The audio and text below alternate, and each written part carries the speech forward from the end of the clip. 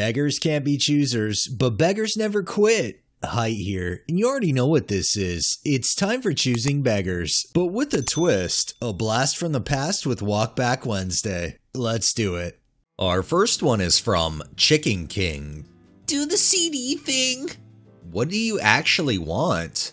A tattoo. D and C combined together. Or not combined, just D and C. Looking nice. Why do you need me to design that? Go to a tattoo artist and they'll draw it up in seconds.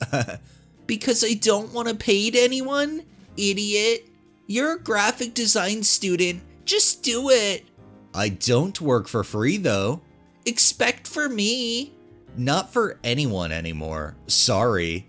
Since pick. Bruh, your work looks like this. How much do you're worth? I don't work for free and I'm not looking for commissions at the moment. You must be kidding me. Nope. I'm sorry, but just not what I do anymore. Have done plenty of free work and it's never worth it. I lolled. You're pathetic. For charging people? Okay. No, just overall. Okay. Oh yeah, beggar, they're real pathetic because they don't want to do free work for you. The funny thing is you want a tattoo for free, yet you don't state that you want it good quality. It's just assumed, but everybody knows you get what you pay for. This next one is by L Barnett 83. Hey, so I'm a newer VTuber and I love your Gura sketch, but you said that you normally do digital art, so can I post that Gura sketch and claim it as mine? You already do digital art, so you don't need to be posting paper art too. That's just too much talent hogging, and you're being selfish for also doing art on paper. Help out a small VTuber and let me gain some fame. I love Gura more than you anyway. Okay, beggar, here's something to think about. If you love them more than the artist, why don't you go ahead and make art for yourself instead of trying to piggyback off of theirs? And then you have the audacity to call them selfish for making art their way? Wow. This next one is from West Coast CDN 19. Bodyguard that will relocate. East Lansing. Position offered for a personal bodyguard that is willing to relocate to Chicago and help my best friend and I pay rent and live in my room with me. I don't really feel that safe leaving my apartment by myself, even though I'm not a small guy. I'm looking for a strong, tall guy who could possibly be a live-in bodyguard and stay in my bedroom with me. Keep me safe. Watch out for me when I'm drunk. Stuff like that. I'll find a way to pay you. In some way, if that's cool. Ages 18 to 29 tops. Strong men, please. Free of charge if you're kind enough. Please, please, please be muscular, strong, composed, kind, open-minded. Please send your phone number so we can text. I feel like this person either pissed off the wrong group of people and knows it, or they're just trying to act like a celebrity and have a bodyguard. Either way, I don't think they're gonna get that. This next one is by Chicken Sandwich Carl. A quick friendly hint. Before you try negotiating an artisan down to their cost, be sure you know what you're talking about. For example, when I price a slab table at $800, that's because I'm taking into account the cost of raw materials of the slab, the raw materials and time it takes to fabricate custom legs, any consumable tools, glue or sealer used on the project, and lastly, I am accounting for the amount of time I spent working on the project. To be clear, I'm typically underselling because I'm still working on learning how to account for things like taxes and profit margins in my prices. It doesn't matter if you know a guy who can do the job faster. It doesn't matter if you know a place where you can get the slabs cheaper. When you offer me less than half of my asking price for slab furniture, or any projects really, you're likely barely covering the cost of materials, which translates to you telling me you don't think my time is worth anything. If you found someone who can do a superior product for less, go ahead and buy it from them. I don't think it's unreasonable to charge you the cost of the materials and time it takes me to make the thing you want to buy from me.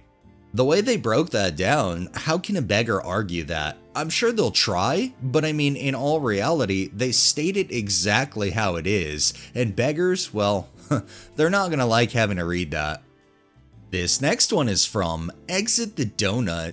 I've interviewed several people for blank this week, and all the interviews went great. So many talented people out there. But here's the problem. None of the candidates have sent a follow-up email to thank us for the interview. Not one. That surprised me.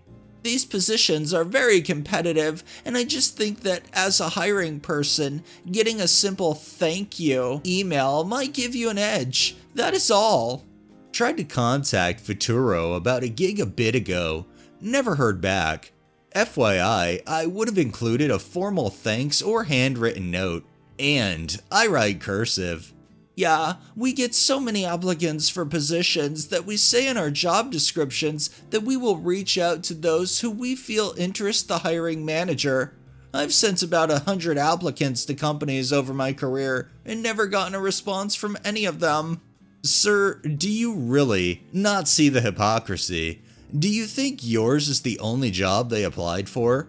In this person's mind, it probably is. They probably think they're the superstar of the company, that without them, the company wouldn't have employees, and without the interviewees sending a basic thank you email, the company's gonna grind to a halt and not be able to continue business. This next one is from Big Ass Puppies. Family, share me Jackbox, I beg you. Fuck no, it's being family shared to me. Fuck, by whom? Nunya. Who's Nunya? Nunya Business. Give me. Dude, no. Not gonna beg my friends to give someone else access to their games. I'll give them a high five and a half-eaten roll of Thin Mint Girl Scout cookies. Blank says fuck off. Buy it yourself. Damn, y'all toxic. For what? I was just messing around. I do find it funny that the beggars push and push, and then when they get told no, in the end, it was all just a game. They were just messing around. And our final one is by Rosora. For context, I do volunteer work at a pet shop, vet, rescue. We are in a very rural area. We quite often give dogs treats, and on occasion, we will give some cans of food away for free if they're getting closer to their sell-by. This morning, a lady came in with a very large doggo.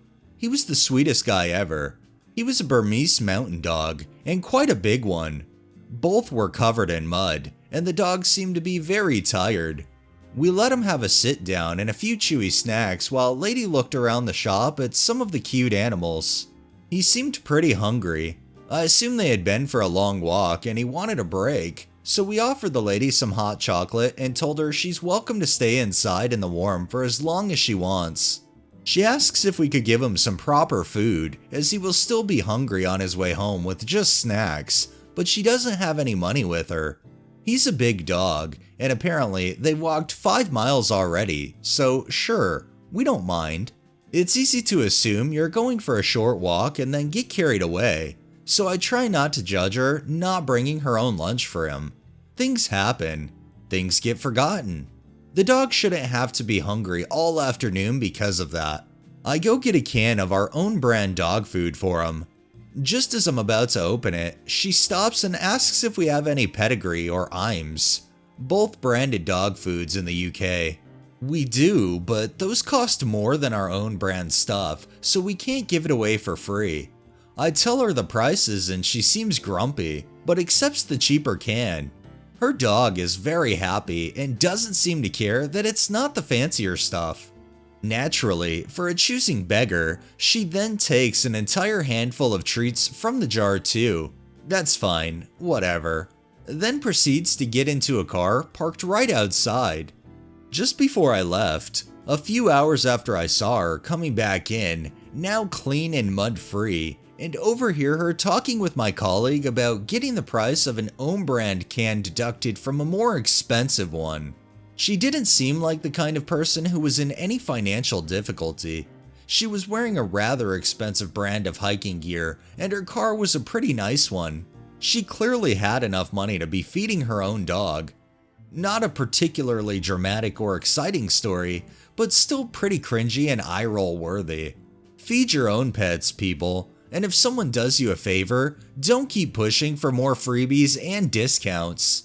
The fact that she's trying to make you guys feed her dog, and then you're willing to, but then she wants the more expensive stuff, says that she's not really concerned about her dog eating. She's just concerned about her dog eating the top grade expensive stuff. I'm glad you guys tried to help, and I'm sorry that she was ungrateful for what you guys were able to help with. Alright, that's enough beggars for the day. Well, that wraps up this episode of Choosing Beggars. If you liked the video, please drop a like, share my content on all of your social media, subscribe if you haven't already, and make sure to hit that bell so you're notified every time I upload, and drop a comment down below. Thanks for watching, thanks to my patrons, have a great day and stay safe out there.